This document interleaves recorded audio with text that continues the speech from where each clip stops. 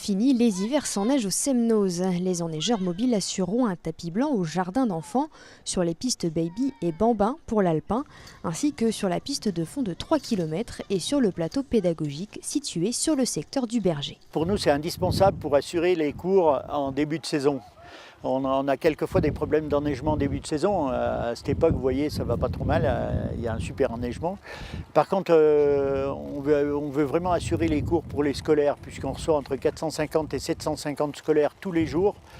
Et puis aussi assurer les cours pour les moniteurs, assurer au moins 50 à 70% des cours sur 2 pistes débutantes et les jardins d'enfants. Précision, ces enneigeurs seront mobiles, un point essentiel pour le CIPAS qui gère et protège le Semnoz.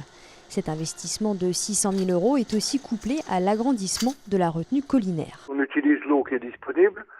Le principe des enneigeuses, c'est qu'on les déplace. Pas de canne en neige, donc on produit de la neige, sachant qu'il faut retenir aussi le chiffre important, c'est qu'avec 1 mètre cube d'eau, on fait 2 mètres cubes de neige. Et puis ensuite, on la répartit de manière à pouvoir assurer la piste de ski de fond et les pistes de ski alpin pour l'initiation des enfants au ski en cas de manque de neige. C'est pour ça qu'on a abandonné le principe et laissé la nature faire son travail sur le reste du stade de neige. Mais ces arguments ne convainquent pas tout le monde. La FRAPNA dénonce un recul sur les engagements pris il y a des années. On parle maintenant de la doubler. Et ça ne garantit pas, si on la double, pour qu'elle soit pleine, ce ne sera pas forcément l'eau qui tombe du ciel. Donc il faudra bien aller la chercher quelque part, cette eau. Et là, on ne sait pas où on va aller la chercher. Est-ce qu'on va utiliser des captages existants? Mais encore une fois, ces captages, ils alimentent les communes qui se trouvent en dessous.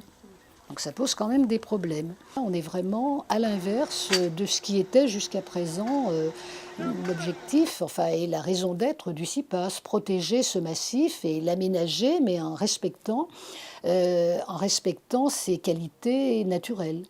En attendant l'hiver prochain et l'installation de ces enneigeurs, cette saison aura été très bonne pour le Semnoz avec un enneigement de qualité. Et tous s'accordent pour dire que ce sont des hivers comme ceux-là qu'ils préféreraient.